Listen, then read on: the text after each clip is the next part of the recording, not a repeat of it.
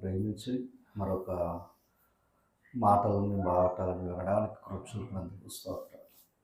గతించిన కాలంలో మా బ్రతుకులో ఎన్నో విషయాలు మీ గ్రంథం ద్వారా మాకు నేర్పించి మమ్మల్ని బలపరుస్తున్నందుకు స్తోత్రాలు. ఈ రాత్రి కాలం మందు కూడా మా విశ్వాసాన్ని బలపరిచేవి నాయన. మరి అనేకులు ప్రభు మరి వ్యర్థమైన ఆచారాలు కలిగి ఉన్నారు. మరి వారి నుంచి ప్రభు మీ జ్ఞానానుసారంగా మీ చిత్తాన్ని గ్రహించేవారుగా మమ్మల్ని బలపరచండి. విడిచున్న వారికి విధి బుద్ధిని గ్రహించగల మనసును దయచేయండి. యేసుక్రీస్తు వారి అతి శ్రేష్టమైన నామమున ప్రార్థించి వేడుకొనుచున్నాం మా ప్రియ పరలోక తండ్రి. ప్రభు నామన్న అందరికి ప్రత్యేకంగా తెలియజేస్తూ దైవ గ్రంథం నుంచి మరికొన్ని విషయాలు మనం నేర్చుకుందాం. దేవుని యొక్క కృపలో దైవ గ్రంథాన్ని మనం ఆలోచన చేస్తే లేవికాండంలో ఒక మాట ఆయన చెప్పడం జరిగింది. ఆ మాట చూద్దాం. లేవికాండం 18వ అధ్యాయంలో ఇశ్రాయేలు వారికి చెప్పిన మాట.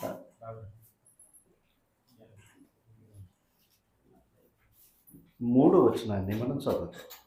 ఇశ్రాయేలు వారితో మాట్లాడుతూ 18వ అధ్యాయము 2వ వచనం, నేను మీ దేవుడనైన యెహోవానని నీవు ఇశ్రాయేలుతో చెప్పుకుని మోషేతో చెప్తూ, మీరు నివసించిన ఐగుప్తు దేశ ఆచారములు చొప్పున మీరు చేయకూడదు. నేను మిమ్మల్ని రప్పించుచున్న కానాను దేశపు ఆచారపు చొప్పున మీరు చేయకూడదు. వారి కట్టడలను నడవకూడదు. ఇశ్రాయేలు ప్రజలకి కొన్ని నియమాలు దేవుడు ఇవ్వటం అనేది జరిగింది. ఆ నియమాలు ఇచ్చే ముందు ఏం చెప్పాడయ్యా అంటే, మీరు పుట్టి పెరిగారు ఎక్కడ? ఐగుప్తు దేశంలో. కనుక వాళ్ళు ఆచరించిన ఆచారాలు మీరు ఆచరించకూడదని చెప్పాడు అక్కడ. తర్వాత మీరు ఉండవలసిన స్థానం అనగా కానాను దేశం, అది మీకు పితరులకు వాగ్దానం చేశారు కనుక ఆ దేశానికి వెళ్తున్నారు కనుక ఆ దేశంలో ఆల్రెడీ అప్పుడు కొంతమంది ఉన్నారు. ఎవరయ్యా అంటే కానానీయులు. వారికి కూడా ఏమున్నాయి? ఆచారాలు ఉన్నాయి. అంటే మీరు అక్కడికి వెళ్ళిన తర్వాత మళ్ళా వారు ఉన్న ఆచారాలు మీరు చేయకూడదు అన్నాడు. మీరు అక్కడి నుంచి వచ్చారు కదా, ఐగుప్తి ఆచారాలు చేయకూడదు అన్నాడు. మీరు కానాను దేశానికి వెళ్ళిన తర్వాత కానానీయుల యొక్క ఆచారాలు చేయకూడదు. అంటే ఐగుప్తుల ఆచారాలు, కానానీయుల ఆచారాలు చేయకూడదని దేవుడు ఇశ్రాయేలు వారికి చెప్పాడు. తర్వాత ఆయన ఇచ్చిన కట్టడలు విధులు ఉన్నాయి. వాటిని వారు అనుసరించాలి, ఆచరించాలి. ఎవరో? ఇశ్రాయేలు యొక్క ప్రజలు. ఇశ్రాయేలు ప్రజలకే కేవలం ఒక దేశంలో ఒక భూభాగాన్ని ఇచ్చి ఆ 12 గోత్రాలకు వారికి ఆ దక్షిణ పాలిస్తాన్ ఇవ్వటం, ఆ యెరూషలేము ఇవ్వటం, చుట్టూ వారు నివసించటం, వారి యొక్క మరి ఎక్కడున్న దేవుని సన్నిధులు వారిని గడపటం, ఇలాంటి విధులు వారికి ఉన్నాయి. ఇది వాళ్ళ ఆచారం అన్నమాట. అందుకు విశ్రాంతి దినం అనేది ఒక ఆచారం. ఇశ్రాయేలు వారు ఆచరించే దినాల్లో విశ్రాంతి దినం ఆచరించటం కూడా ఒక దినం. అయితే దైవ గ్రంథంలో మనం ఏదన్నా చదివితే, దైవ గ్రంథం అంటే యూదులు ఇశ్రాయేలు వారి చరిత్రలో మనం చదివితే, వారు జన్మదినము ఎప్పుడు పుట్టవని రాసుకోరు, తర్వాత ఎప్పుడు మరణించామన్నది కూడా వారు రాసుకోరు. జనన మరణ దినాలు వారు రాసుకోరు.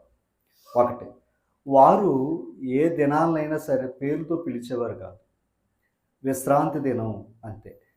విశ్రాంతి మరుసటి దినం అంటే అది మనం ఆదివారం అని మన వెలుగులోకి వచ్చింది. విశ్రాంతి ముందు దినం అనగా శుక్రవారం, అది మనం. అలాగే వారు సంఖ్యల ప్రకారంగా పిలుచుకునేవారు.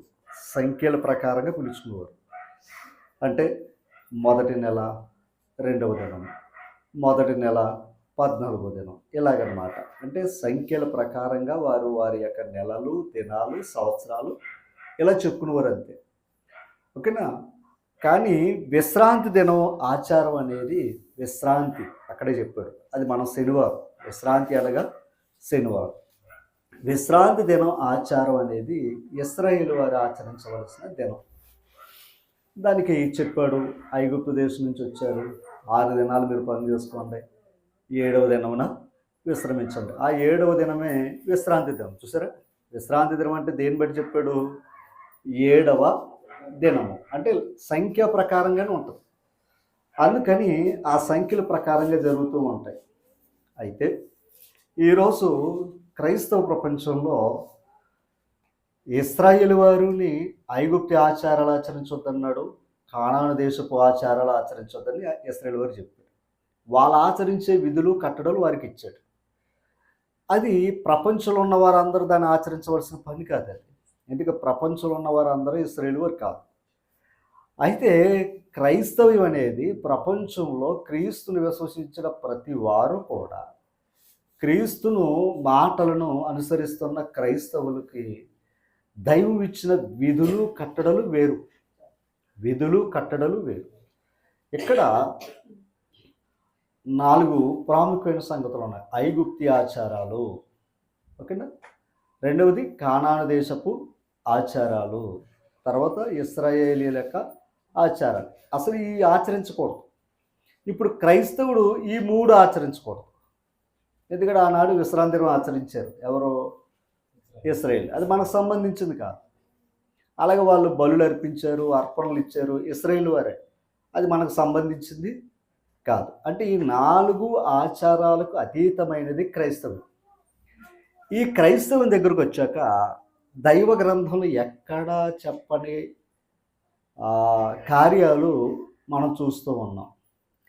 ఈరోజు మీరు దైవ గ్రంథాలు ఎక్కడైనా వెతికితే కనపడితే నాకు చెప్పండి. కనపడకపోయిన క్రైస్తవులు కూడా ఒక దినాన్ని ఈరోజు ప్రత్యేకంగా ఏర్పాటు చేసుకుని దాన్ని గౌరవిస్తూ ఉన్నారు.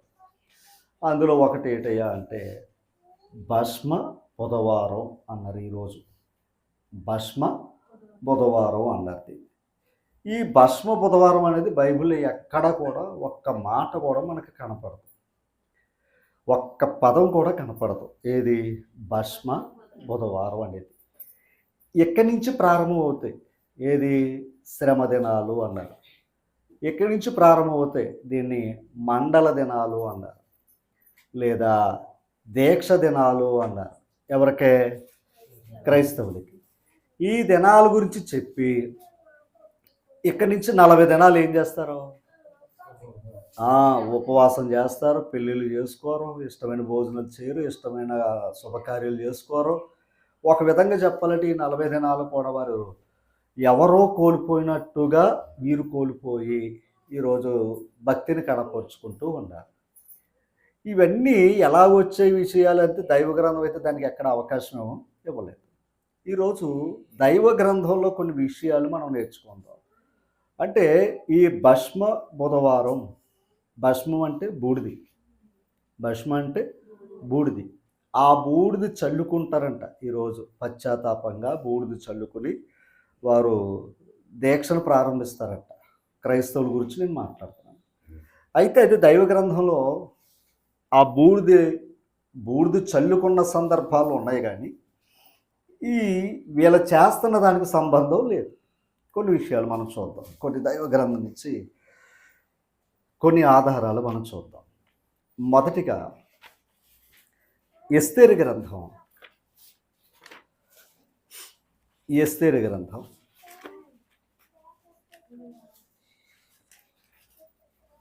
4వ అధ్యాయము 1వ వచనాన్ని చదువుతాం. చూద్దాం. జరిగినదంతయు తెలియగానే మొర్దెకై తన బట్టలు చింపుకుని గోనె పట్ట కట్టుకుని బూడిదను పోసుకుని పట్టణపు మధ్యకు బయలు వెళ్ళి మహాశోకముతో రోదన చేశాడంట. మొర్దెకై అనే యూదుడు. ఆయనకు సంగతి తెలిసిందంట. ఆ సంగతి తెలియగానే అతను ఏం చేశాడో బట్టలు చింపుకుని గోనె పట్ట కట్టుకుని బూడిద పోసుకుని పట్టణపు మధ్యకు వెళ్ళి మహాశోకంతో ఏం చేశాడంట? రోదన చేశాడట. రాజు గుమ్మం ఎదుటికి వచ్చాను. గోనె కట్టుకుని వాడు రాజు గుమ్మను ప్రవేశింపకూడదని ఆజ్ఞ కలదు. అసలు ఆ రాజుగారి గుమ్మం దగ్గర ఆ గోనె పట్ట కట్టుకునేవాడు అక్కడ ఉండడానికి వీల్లేదు. ఓకేనా? అది ఆజ్ఞ అంటది. తర్వాత 3వ రాజు యొక్క ఆజ్ఞయు శాసనమును ఏ సంస్థానమునకు వచ్చినో అక్కడనున్న యూదులు ఉపవాసం ఉండి మహాదుఃఖములోను ఏడ్పులోను రోదనములోను, అంటే మొర్దెకైతో పాటు ఎక్కడైతే యూదులు ఉన్నారో వారు కూడా మొర్దెకై ఎలాగైతే బాధపడ్డాడో అలాగే బాధపడి, అలాగే గోనెపట్ట కట్టుకుని, అలాగే ఏడుస్తూ, అలాగే బూడిద వేసుకుని పడి ఉండిరి అనే మాట అక్కడ కనబడుతుంది. అదనమాట. అంటే ఇది ఒక యూదుడు యోధా జాతికి జరిగిన సమస్య గురించి మాట్లాడతారు. ఎందుకు ఏంటయ్యా అంటే ఆ రాజ్యంలో లేదా ఆయా సంస్థానంలో హామన్ అనేవాడు ఈ జాతిని నాశనం చెయ్యాలన్న సంగతి కంకణం కట్టుకున్నాడు ఆయన. ఆ సంగతి ఈయనకి వినబడ్డదట. ఎవరికే?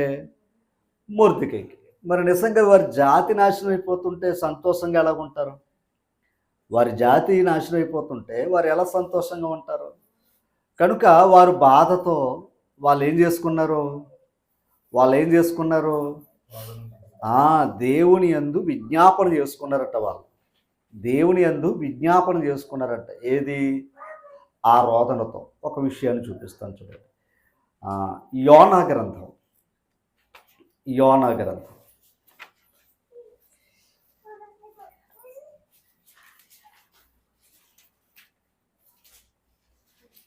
తీసారా? యోనా గ్రంథం తీసారా?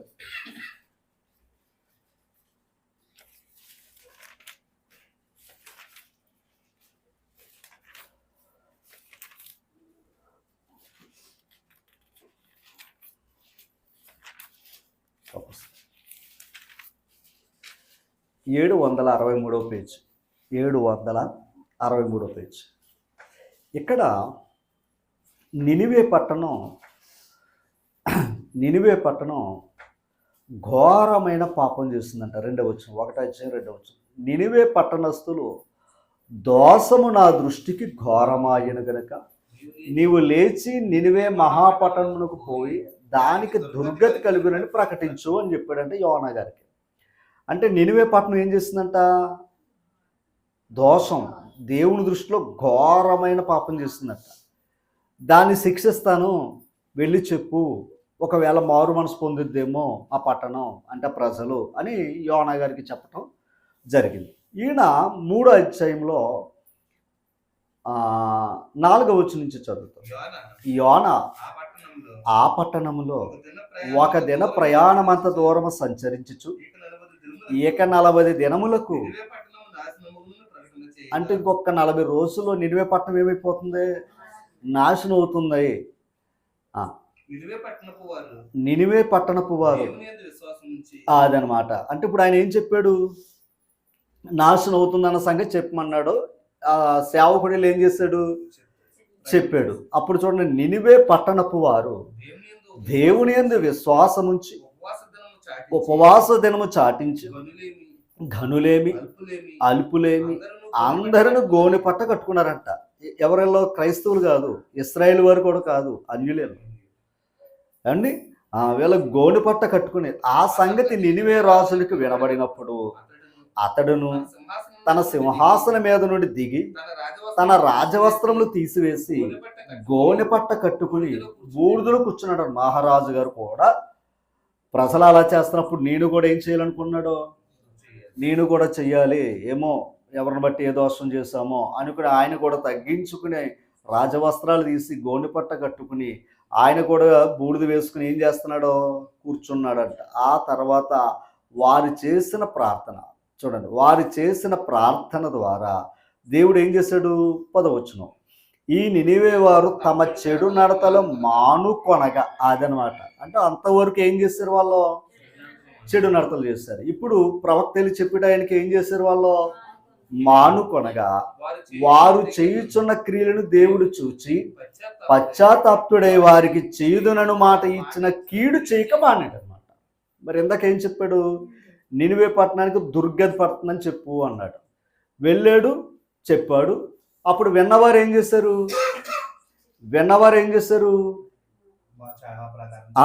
విన్నవారు దాన్ని తిరస్కరించలా. అవును, మేము చేసిన తప్పు అనుకుని వారు ఏం చేశారు?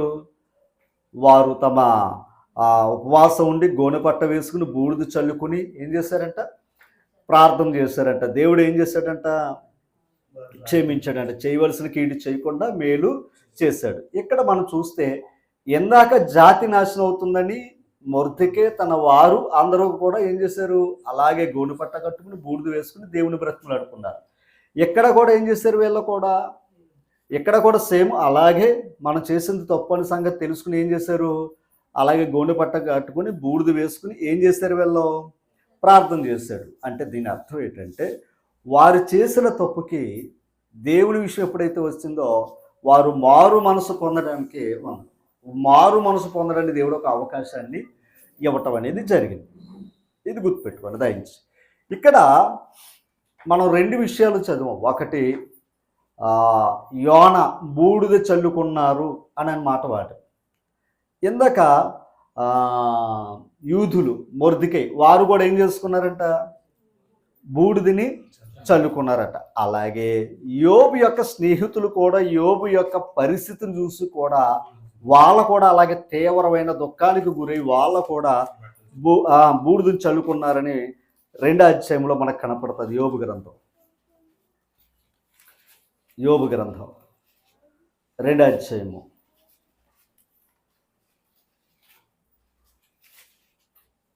చూసారా, 12వ వచనం.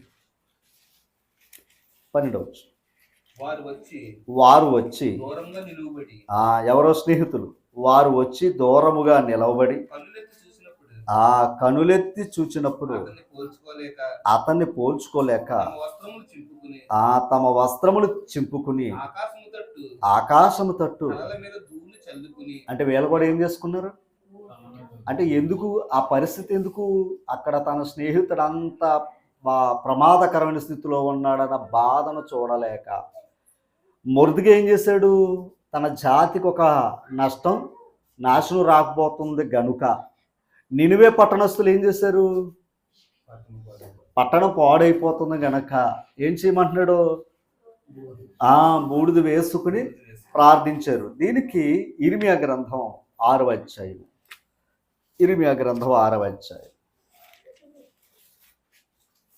తీసారా, ఇర్మియా గ్రంథం 6వ అధ్యాయం 26వ వచనం చదవండి. చూడండి, నా జనమా పాడు చేయువాడు. ఎంతకు ఎవరయ్యా అంటే దేవుని ఎరిగిన వారే, కానీ ఇప్పుడు పాడైపోయి పరిస్థితులు ఎందుకున్నారు, వాళ్ళే పాడు చేసుకుంటున్నారు. అమ్మా నిన్నెవడో పాడు చేయడు, నీకు నువ్వేమవుతావు, పాడు చేస్తావు. పొలం తినొద్దని అన్నాడు ఆయన. ఎవరు తినిపించారు, నువ్వే తిన్నావు. అమ్మా పాడు చేయవాడు హఠాత్తుగా మీ మీదకు వచ్చుచున్నాడు. చూడండి, అంటే నాకు ప్రమాదం రాబోతుంది కనుక గోనె పట్ట కట్టుకుని బూడిద చల్లుకొనుము, ఏక కుమారుని గూర్చి దుఃఖించినట్లు దుఃఖము సలుపుము, ఘోరమైన దుఃఖము సలుపుము అంటున్నాడు ఆయన. ఒకసారి అంటే ఇప్పుడు ఏం చెప్తున్నాడు, నీకు నష్టం రాబోతుంది. ఇప్పుడు నినివే పట్టణస్థులు ఏం చేశారు, వాళ్ళని ఇది కట్టుకోమని ఏం చెప్పలా, కానీ వాళ్ళు ఏం చేశారు అదనమాట. ఇప్పుడు ఇశ్రాయేలు వారికి చెప్తున్నాడు ఆయన ఏమని, మీరు ప్రమాదంలో ఉన్నారు కనుక మీరు పశ్చాత్తాపడి మారు మనసు పొంది ఓకేనా ఆ బూడిద చల్లుకుని దేవుణ్ణి బ్రతిమలాడుకోండి. ఇంకా చెప్పాలంటే ఏక కుమారులు పోగొట్టుకుంటే ఎంత దుఃఖపడతారో అంతగా మీరు దుఃఖపడాలి, మీరు చేసిన పొరపాట్లు అంత తీవ్రమైందని చెప్పాడు ఆయన. మత్తయి సువార్త 11వ అధ్యాయం తీసారా, 21వ వచనం. అయ్యో కొరాచీనా, అయ్యో బెత్సయిదా, మీ మధ్య చేయబడిన అద్భుతములు. అంటే తూరు సీదోను పట్టణాలు అంటే మరీ కఠినమని అన్నమాట. తూరు సీదోనుల పట్టణములలో చేయబడిన ఎడల ఆ పట్టణములు వారు పూర్వమే గోనె పట్ట కట్టుకుని బూడిద వేసుకుని మారు మనసు పొందిందురు అని అంటున్నాడు. అంటే కొరీచిన బెత్సయిదా ఎన్నో అద్భుతాలు చేసిన వారు ప్రభుని ఏం చేయలేదు, నమ్మలేదు. ఇది మీకు చేసే కన్నా తూరు సీదోన పట్టణాలు చేస్తే వారు వెంటనే వదురు. ఇప్పుడు ఏందో చెప్పుకున్నట్టుగా వాళ్ళు ఏం చేద్దరు, మీరు చేసిన తప్పు అనుకుని నినివే పట్టణస్థులు ఎలాగైతే మారు మనసు పొందారో అలా వారు కూడా ఈ కార్యాలు బట్టి మారు మనసు పొందే అవకాశం కలిగి ఉండేది అని ప్రభు చెప్తున్నాడు అమ్మా. అంటే బూడిద చల్లుకోవటం గురించి నేను కొన్ని విషయాలు మాట్లాడుతూ ఉన్నాను. ఓకేనా? అయితే ఇప్పుడు మనం చదువుకున్నవన్నీ కూడా ఇక్కడ బూడిదలో రెండు రకాలు. బూడిదలో రెండు రకాలు. ఇలా చల్లుకున్న బూడిద ఎక్కడి నుంచి? వీళ్ళ చల్లుకున్న బూడిద ఎక్కడి నుంచి? వాళ్ళ దగ్గర ఉన్నందుంచే. వాళ్ళది బయట ఉన్న బూడిదనే వేసుకున్నారు వీళ్ళు అంతే. అప్పుడు అక్కడ ఉన్న కనబడిన బూడిదని ఏం చేసుకున్నారు? ఇప్పుడు స్నేహితులు వచ్చారు, స్నేహితులు వచ్చి చూశారు, అక్కడ ఆ తీవ్రమైన పరిస్థితి చూసి ఏం చేసుకున్నారు? చల్లుకున్నారు. కానీ భస్మ బుధవారం అనే మాట ఉంది మనకి, అంతే కదండి? భస్మ బుధవారం. ఇప్పుడు ఏ బూడిద చల్లుకుంటున్నారు? అంతే కదా. ఏ బూడిద చల్లుకుంటున్నారు? ఆనాడు చల్లుకోవడానికి కారణం ఏంటి, ఈరోజు చల్లుకోవడానికి కారణం ఏంటి అన్నది ఈరోజు మనం కొన్ని విషయాలు మనం ఆలోచన చేద్దాం. యెషయా గ్రంథం 44వ అధ్యాయం. యెషయా గ్రంథం 44వ అధ్యాయం.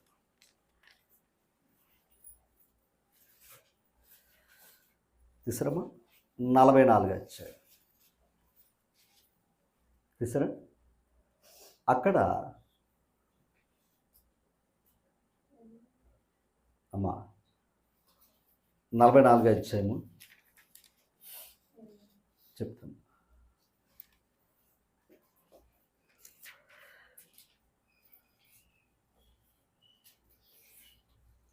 14 వచ్చిన చదవండి. 14 వచ్చిన. ఒకడు దేవదారు చెట్లను నరకవలనని పూనుకున్నాడట. అంటే ఒకడు చెట్లు నరకాలని పూనుకున్నాడట. శ్మశాన వృక్షమును గాని, సరళ వృక్షమును గాని, సింధూర వృక్షములు గాని, అడవి వృక్షములు ఏదో ఒక దానిని తీసుకుంటాడు. అంటే వృక్షాలు ఏదో తీసుకున్నాడంట. ఆయనకు అవసరం వచ్చిందట. తీసుకుని ఒకడు చెట్టు నాటగా వర్షము ఆడు పెంచలేదు, నాటాడంతే. కానీ పెంచింది ఎవరో? ఒకడు పొయ్యి కట్టెలకు వాటిని ఉపయోగించును, వాటిలో కొంత తీసుకుని చలి కాచుకున్నాడు, నిప్పు రాజు పెట్టి రొట్టె కాచుకున్నాడు, ఒక తుండు తీసుకుని దానితో ఒక దేవతను చేసుకుని దానికి నమస్కారం చేశాడట. ఇక్కడ ఒకసారి అర్థం. ఇప్పుడు ఏం చేశాడు ఆయన? అక్కడ ఏం చేశాడు? పొయ్యికి కట్టెలు ఉపయోగించాడంట ఆ చెట్లోంచే. తర్వాత ఏం చేశాడంట? చలి కాచుకున్నాడట. మరలా ఆ కట్టెలోంచి ఏం చేశాడంట? రొట్టెలు కాల్చుకున్నాడట, భోజనం తిన్నాడట కాల్చుకుని. గ్యాస్ లేవు కదా కళ్ళలో. అందులోంచి తీసుకుని ఒక రూపాన్ని చేసుకుని దానికి నమస్కారం చేస్తున్నాడట. చాలా జాగ్రత్తగా వినాలి. ఓకేనా? ఇప్పుడు ఇవన్నీ చెప్పి 20 వచ్చిన దగ్గర రండి. వాడు అది వాడేం తింటున్నాడట? తర్వాత వాని మనసు మోసపోయినదే, తప్పుదారిని వాని తీసుకుని పోవచ్చుంది. కడకి ఏం తింటున్నాడో? బూడిద తింటున్నాడు. ఒక మాట, పిల్లలు కానీ బూడిద తింటే ఏమంటారు? అంతే కదండి. పిల్లలు కానీ బూడిద తింటే ఏమంటారు? ఇప్పుడు లేవు, ఎందుకంటే బూడిద ఉండే పరిస్థితి లేవు. ఒకప్పుడు బూడిద రోడ్లే కాబట్టి బయటికి వెళ్ళాడంటే అందులో దొల్లేసేవాడు, శుభ్రంగా తినేసి వచ్చేవాడు, సహజం. ఇప్పుడు ఆ పరిస్థితులు లేవు, ఏమంతే కదా. అయితే ఇప్పుడు ఏంటంటే బూడిద పిల్లలు తింటేనే మనం ఏం చేస్తాం? కొడతాం, మంచిది కాదు. కానీ కొన్ని విధానాల్లో చూస్తే కొందరు అంటే బూడిద తినేవారు కూడా మన కళ్ళ ముందు కనపడుతూ ఉన్నారు. ఎప్పుడైనా కావాలంటే మీరు ఫోన్లో చూస్తే కనపడుతూ ఉంటారు. అంటే బూడిద కూడా తినేవారు కూడా ఉన్నారు. అది మనుషుల దృష్టిలో అది భక్తి అని వారు అనుకుంటున్నారు. కానీ దేవుడు ఏమంటున్నాడో తెలుసా? బూడిద తినమనలేదండి, చల్లుకోమన్నాడు ఇందాక. అది ఎందుకో నేను వివరిస్తాను తర్వాత, కిందకి రండి. వాడు బూడిద తినుచున్నాడు. ఎందుకు తింటున్నాడో? దేవుడు తినమనలేదే. ఒకసారి ఆ వృక్షాలు ఇచ్చింది ఎందుకు? నీకు ఉపయోగంగా ఉంటాయని ఇచ్చాడు. కానీ నీకు ఉపయోగంగా ఉన్న దానికి ఉపయోగించుకుని అందులోని మరో దాన్ని ఏం చేసుకుని నువ్వు ఇదే దైవం అంటున్నావు. అది తప్పు ఆయనకి. అమ్మా తర్వాత వాని మనసు మోసపోయినదే, వాని మనసు మోసపోయినదే. తప్పుదారిన దాన్ని వాని తీసుకొని అంటే ఇప్పుడు నిజంగా బూడిద తింటున్నాడంటే అంటే మంచి దారిలో ఉన్నాడా చెడ్డ దారిలో ఉన్నాడా? ఇప్పుడు చాలామంది ఏం తింటున్నారు? బూడిద తింటున్నారు. చాలా జాగ్రత్తగా ఉన్నారు. బూడిదే తింటున్నారు, భక్తి ఎక్కువైపోయి అండి. తర్వాత వాడు తన ఆత్మను రక్షించుకొనజాలడని, అది ఆ బూడిద తినేవాడికి శరీరమే రక్షణ అవుతాం. వాడు బూడిద తింటే ఏమైపోద్ది లోపల? ఇంకొక మాట, మట్టి ఎవరు తింటారని చెప్పాడు ఆయన? మట్టిలోంచి వచ్చిన పదార్థాలు మీరు తింటారని చెప్పాడు ఆయన. మట్టి తినమని అనలేదు ఆయన. మట్టి నుంచి వచ్చాం మనం. మట్టి తినమని చెప్పలేదు ఆయన. కానీ మట్టిని తింటుంది ఎవరై అంటే పాము గురించి మాట్లాడతాడు ఆయన. అంతేనమ్మా? అందుకే ఇప్పుడు కూడా మన పిల్లలు మన్ను తిన్నా మనం మందలిస్తాం. అది అది ఎందుకు తినొద్దంటాం? ఆరోగ్యాన్ని పాడు చేస్తుంది, శరీరాన్ని పాడు చేస్తుంది. అలాంటప్పుడు భక్తిలో ఈ బూడిదని కాన్సెప్ట్ వచ్చినప్పుడు ఆ బూడిద తినే స్థాయికి కూడా తీసుకుని వెళ్ళిపోరు మనుషులు. అది చివరికి ఏం చేస్తుందంటే తన ఆత్మను కూడా ఏం చేస్తుంది? రక్షించుకోలేని స్థితికి వెళ్ళిపోయాడు ఆయన. అంటే బూడిది కూడా అంటే ఆ బూడిద ఏంటో కూడా వాడికి తెలియదు. ఎందుకంటే ఆ మనసును తప్పుదారిలో ఉన్నాడట. ఆ మాట చెప్తున్నాడు ఆయన. ఓకేనా? ఎప్పటికీ క్రైస్తవులు కూడా బూడిద వేసుకుని దొల్లేస్తున్నారంటే ఏమనాలి? ఆలోచన చేయాలి దయచేసి. కొన్ని విషయాలు మనం మాట్లాడతాం. యెషయా గ్రంథం 61వ అధ్యాయం 61వ అధ్యాయం తీసారమ్మా?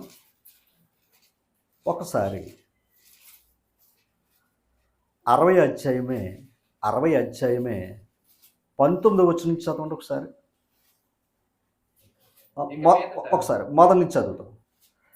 నీకు వెలుగు వచ్చి ఉన్నది, లెమ్ము తేజరిల్లము, యెహోవా మహిమ నీ మీద అంటే దేవుని యొక్క వెలుగు నీ మీద ఉదయిస్తుందని చెప్పాడు. అమ్మా అదే మాట 19వ వచనం. ఇక మీదట పగలు సూర్యుని ప్రకాశము నీకు వెలుగుగా ఉండదు. అంటే ఇప్పుడు ఎవరు వెలుగుంటారు? సూర్యుని సృష్టించిన సృష్టికర్త అయిన దేవుడే నీకు వెలుగు. ఇప్పుడు సూర్యుడు ఇప్పుడు లేడండి. ఇప్పుడు మనకు సహాయం ఎవరు? అదనమాట. సూర్యుడు పగలున్నంత కాలమే ఆయనకి పవరు, సాయంకాలం ఆయనకి ఏమి లేదు, పవర్ లేదు. అంటే ఇప్పుడు దేవునికి రాత్రి పగలు లేవు, కానీ సృష్టికి రాత్రి పగలు ఉంది అమ్మా. కనుక ఇప్పుడు నీకు సహాయం ఎవరో? దేవుడే. అందుకే ఆయన మాట్లాడుతున్నాడు ఏమని? ఇక మీదట పగలు సూర్యుని ప్రకాశము నీకు వెలుగుగా ఉండదు, నీకు వెలుగిచ్చుటకే. ఒకవేళ సాయంకాలంగాన చంద్రుడు అది చంద్రుడు కూడా ప్రకాశం ఎక్కువే ఉండదు కదా. అదిగో యెహోవాయే నీకు నిత్యమైన వెలుగుగాను, నీ దేవుడు నీకు భూషణముగాను ఉండు. అంటే నీకు దేవుడే వెలుగు, నీ దేవుడే నీకు అలంకరణ అని చెప్తున్నాడు ఆయన. తర్వాత మాట, నీ సూర్యుడు ఎక్కడ అస్తమింపడు, నీ చంద్రుడు క్షీణింపడు. ఒకసారి నీ సూర్యుడు నీ చంద్రుడు క్షీణింపడు అస్తమించడు అన్నాడు. మనం చూస్తున్న వారు ఇంతకు మరి ఆ సూర్యుడు ఎవరో ఆ చంద్రుడు ఎవరో? దేవుడు అమ్మా, ఆ దేవుడు. అందుకే రేయం పగలు ఆయన కనుదృష్టి మన మీద ఉందట. నువ్వు పడుకున్నా కూడా అందుకే నిన్ను కాపాడువాడు కునుకడు ఆయన పడుకుంటే. అదనమాట. అందుకని ఆయనకి రాత్రి పగలు ఆయనకి లేదు అమ్మా. ఓకే, తర్వాత మాట, యెహోవాయే అంటే ఎలాంటి వెలుగు? దేవుడు నిత్యంగా ఉండేవాడు. కానీ గమనించాలి, సృష్టికి అంత నిత్యంగా ఉండే వెలుగు లేదు. అదనమాట. తర్వాత ఈ మాట కోసం అంటే ఒకప్పుడు వీళ్ళు ఎలా ఉన్నారని, అందుకే ఇందాక 20 గ్రంథం 6 మార్చను.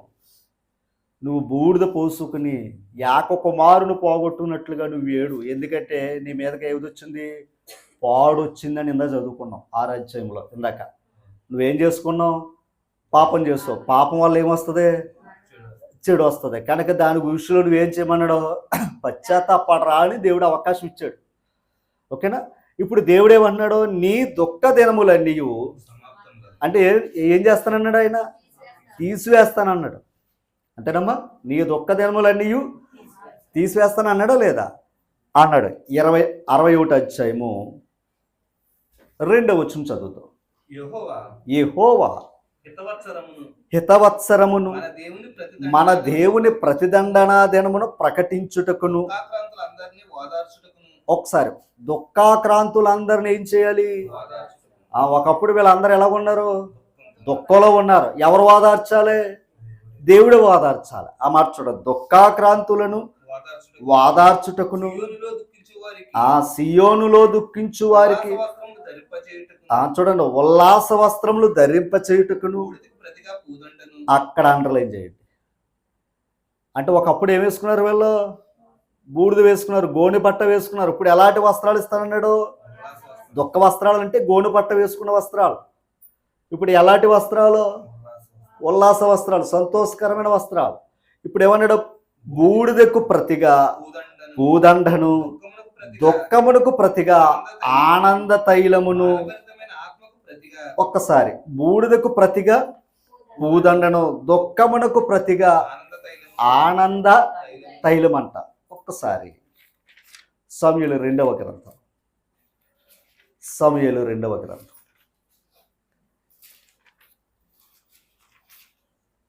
12వ అధ్యాయం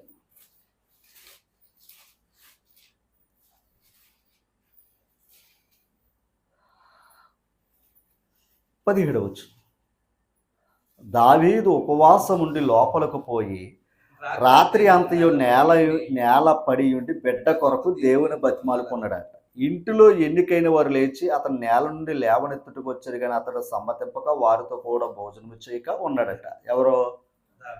దావీదు గారు. అంటే బిడ్డ ప్రమాదకరమైన పరిస్థితిలో ఉన్నాడు, జబ్బు పడ్డాడు. దావీదు గారు ఏం చేశారు? బాధపడ్డాడు. 18.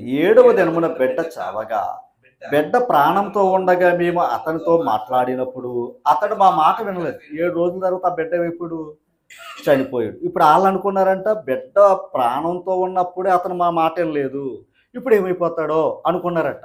ఎవరో? దావీదుని గురించి. ఇప్పుడు చూద్దాం ఏమనుకున్నాడో అనుకుని ఒక్కసారి చూడండి 20వ వచనం. అప్పుడు దావీదు చనిపోయిన తర్వాత అప్పుడు దావీదు నేల నుండి లేచి స్నానము చేసి తైలము పూసుకుని, అంటే అంతకుముందు ఏం వేసుకున్నట్టు? దుఃఖ వస్త్రాలు వేసుకుని వేరే వస్త్రములు ధరించి యెహోవా మందిరంలో ప్రవేశించి మ్రొక్కి తన ఇంటికి తిరిగి వచ్చి భోజనం తెమ్మనగా వారిని వడ్డించారు. ఇదేంటి మరి? చనిపోయిన తర్వాత ఏం చేశాడంట? శుభ్రంగా స్నానం చేసి తైలం రాసుకుని దేవుని మందిరానికి వెళ్ళి మొక్కుకుని ప్రార్థన చేసుకుని ఇంటికి వచ్చి భోజనం పెట్టామన్నాడట. ఏలేమనుకుంటున్నారు పనివారు? ఆ తర్వాత చూడండి, అతని సేవకులు బిడ్డ చీమతో ఉండగా ఉపవాసం ఉండి దాని కొరకు ఏడ్చుచుంటిరి, కానీ అది మరణమైనప్పుడు లేచి భోజనం చేసింది. నీవు ఎలాగూ చేయటం ఏమని దావీదుని అడగగా, అతడు బిడ్డ ప్రాణంతో ఉన్నప్పుడు దేవుడు నా యందు కనికరించి వాడిని బ్రతికించునేమో అనుకుని నేను ఉపవాసం ఉండి ఏడ్చాను. అమ్మా, ఒకవేళ దేవుడు కనికరిస్తాడేమో నేనేం చేశాను? ఏడ్చాను. ఇప్పుడు చనిపోయాను కనుక నేను ఎందుకు ఉపవాసం ఉండాలి? కాన్సెప్ట్ అది. ఒకవేళ నేను ఇంకా ఎడుతున్నాడు, వస్తాడా? ఎంత తేలిగ్గా తీసుకున్నాడండి. అంటే కఠినుడు కదా సుమా.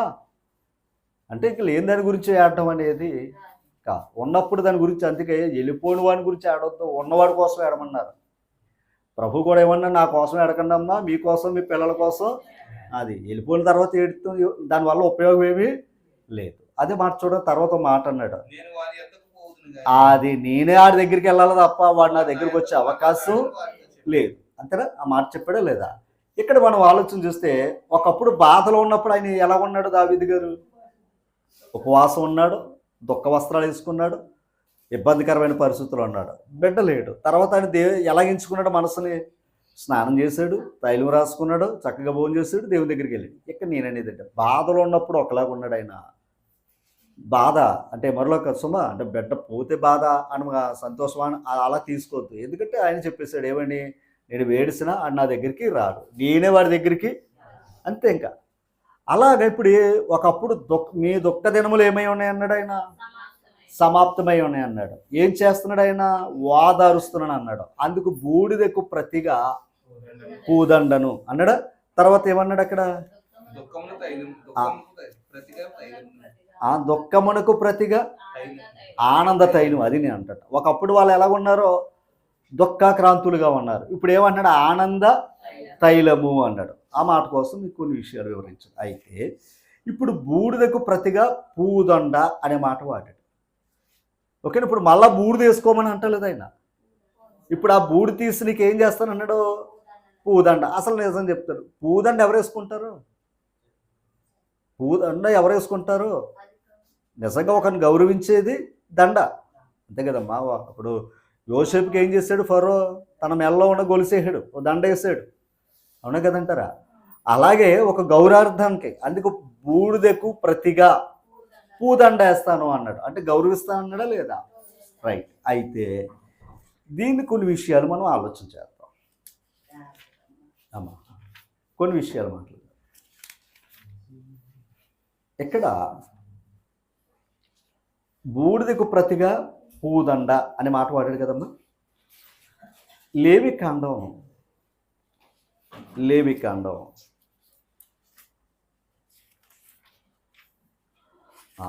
సంఖ్యాకాండం ఒకసారి తీయండి. సంఖ్యాకాండం 8వ అధ్యాయము మనసు పెట్టాలి. 8వ అధ్యాయము, సంఖ్యాకాండం 8వ అధ్యాయము 7వ వచనాన్ని చదువుతాం. వారిని పవిత్రపరచుటకు నీవు వారికి చెయ్యవలసినదేమనగా వారి మీద పాప పరిహారార్థ జలమును ప్రోక్షింపము అన్నాడు. అంటే మనుషులను పవిత్రపరచటానికి పాప పరిహార జలాన్ని ప్రోక్షించు అన్నాడు. అంతేనా? పాప పరిహార జలమును ప్రోక్షించు అని మాట వాడాడు ఆయన. సంఖ్యాకాండం 19వ అధ్యాయము 9వ వచనం.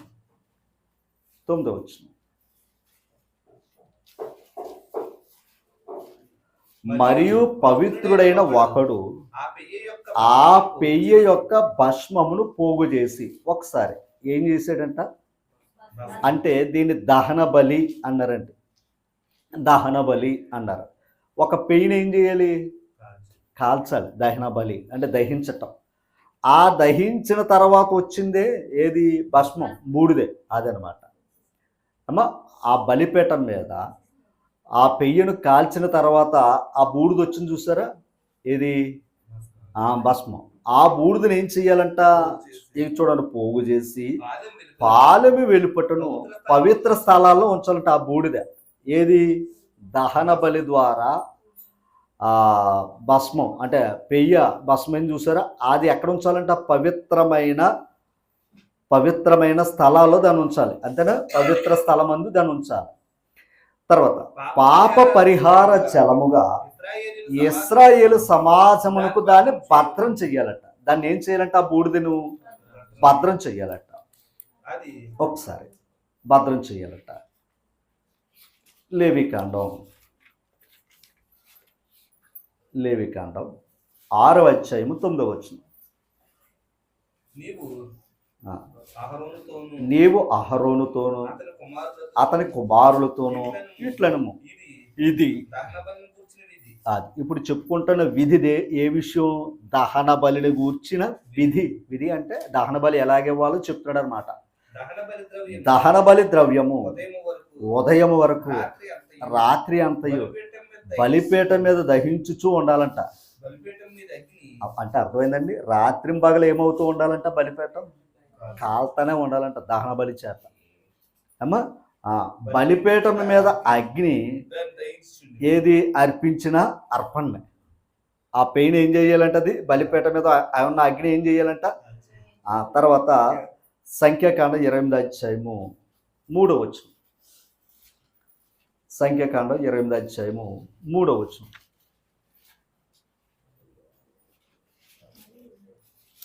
తీసరా? చదవండి. మరియు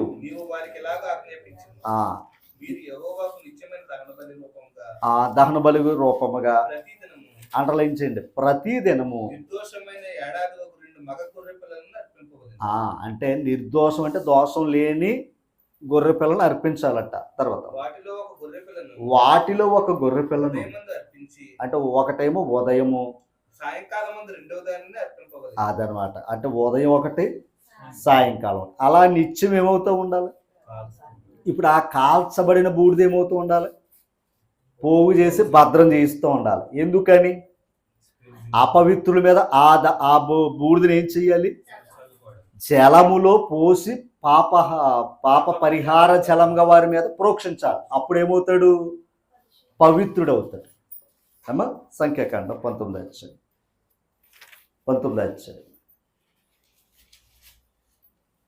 17వ వచనం. అపవిత్రుని కొరకు వారు పాప పరిహార్థమైన హోమ భస్మములోనిది కొంచెము తీసుకొనవలెను. పాత్రలో వేయబడిన ఆ భస్మము మీద ఒకడు పారు నీళ్లు పోయాలి. అర్థమైందండి? బూడిద వేయాలి, బూడిదలో ఏమేయాలి? నీళ్లు పోయాలి. ఇప్పుడు రెండు కలిస్తే ఏమైంది? పాప పరిహార జలమైంది. అమ్మా, ఇంకొక మాట చెప్పాలంటే భస్మ జలం అయింది అక్కడ. అంతేనా?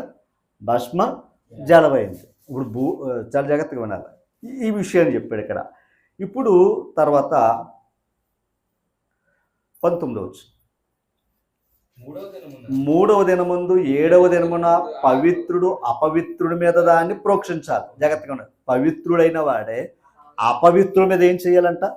ప్రోక్షించాలి. అండర్లైన్ చేయండి. అది పవిత్రుడే మరొకని పవిత్రం చేయగలడు, అపవిత్రుడు మరొకని అపవిత్రం చేయగలడు. అంతేనా? అపవిత్రుడు మరొకని అపవిత్రుడు చేయగలడు, అపవిత్రుడు మరొక పవిత్రం చేయలేడు. అంతేనమ్మా? చెడ్డోడు మంచోని చెడ్డోని చేయగలడు, కానీ చెడ్డోడు మరొకని మంచోని చేయలేడు. అంతేనమ్మా? ఇక్కడ చూడండి, పవిత్రుడు ఎవరో? ఆ పరిహార జలం ప్రోక్షించబడిన వాడు ఏమయ్యాడు? పవిత్రుడే. ఇప్పుడు ఆ పవిత్రుడే ఇతరులు ఏం చేయాలి? అది చెప్పాడనమాట ఈ విషయం. అయితే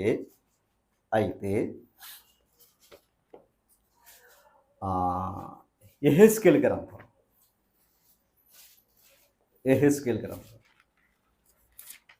36వ అధ్యాయము త్వరగా తీసారమ్మా? యెహెజ్కేలు గ్రంథం 36వ అధ్యాయంలో 25వ వచనాన్ని చదువుదాం. మీ అపవిత్రత యావత్తు పోవునట్లు.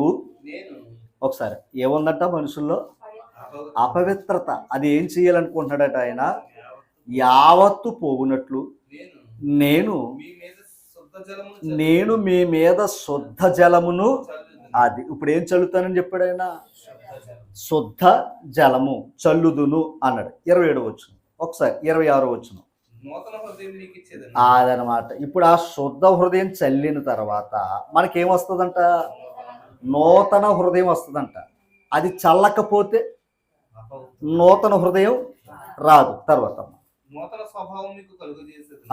నూతన స్వభావమును మీకు కలుగు చేశాను. రాతి గుండె మీలో నుండి తీసివేసి మాంసపు గుండెను మీకు ఇచ్చేదను. తర్వాత ఇది అండర్లైన్చండి. నా ఆత్మను అంటే ఆ శుద్ధ జలాన్ని ఎప్పుడైతే ఆయన ప్రోక్షించాడో నూతన స్వభావం, నూతన హృదయం మనకు వస్తుందంట. ఆ తర్వాత ఆయన ఆత్మ మన యందు ఉంచుతాడంట. అతని ఆత్మ మన యందు ఉంచుతాడట. చాలా జాగ్రత్తగా వినాలి అమ్మ. తర్వాత నా ఆత్మను మీ అందుంచి నా కట్టడలు అనుసరించు వారిడే గాను నా విధులు గైకొను వారు గాను మిమ్మును చేస్తాను అన్నాడు. ఓకేనా? అండర్లైన్ చేయండి. ఈ విషయం చెప్పాడు ఆయన. ఇప్పుడు నా ఆత్మను మీ అందు ఉంచుతాను అన్నాడు.